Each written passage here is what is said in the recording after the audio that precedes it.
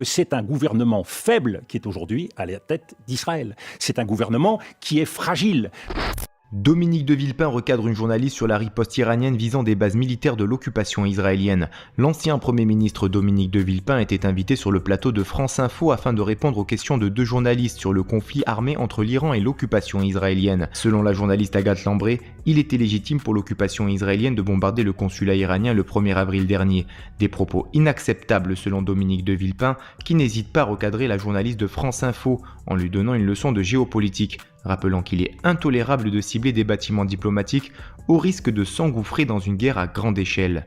Le 1er avril, lors de la frappe du consulat à Damas, du consulat iranien à Damas, les États-Unis n'ont pas été consultés par les Israéliens. Mais Israël visait des cibles militaires, visait des hauts gradés iraniens impliqués dans des attaques contre son État. C'était pas une attaque contre une ambassade, c'était une attaque contre des cibles militaires. Vous avez raison, aussi. mais nous sommes dans une enclave diplomatique.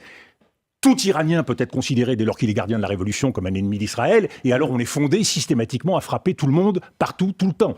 Donc il faut savoir distinguer selon les situations, et c'est en ça que le principe traditionnel historique de la dissuasion, il introduit le paramètre de la proportionnalité et de la mesure, c'est-à-dire d'une escalade qui se fait étape par étape. Avec Israël aujourd'hui, nous ne sommes pas dans cette logique. Israël veut éviter toute mise en cause de ses intérêts, de son territoire, de sa population. Donc elle est amenée à surréagir par rapport à un certain nombre de situations. C'est un gouvernement faible qui est aujourd'hui à la tête d'Israël. C'est un gouvernement qui est fragile du fait même de cet équilibre entre les ultranationalistes et les autres. Donc c'est un gouvernement qui, s'il veut durer, doit constamment rechercher de nouvelles cibles et doit constamment être dans l'action au service entre guillemets, de la sécurité d'Israël. Donc il y a aujourd'hui du côté israélien, du côté politique israélien, la tentation, peut-être, de la fuite en avant, en tout cas de l'escalade.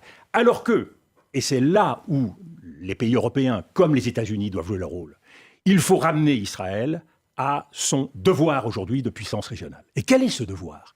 C'est d'abord un devoir humanitaire. Ne l'oublions pas, à Gaza, il y a une tragédie on va en parler. qui continue de se dérouler. Et deuxième devoir, c'est un devoir politique. C'est-à-dire que la carte militaire, la stratégie militaire, elle est sans fin. Elle ne règle jamais rien. Nous le savons depuis 25 ans. Donc il faut transformer en politique, en objectif politique.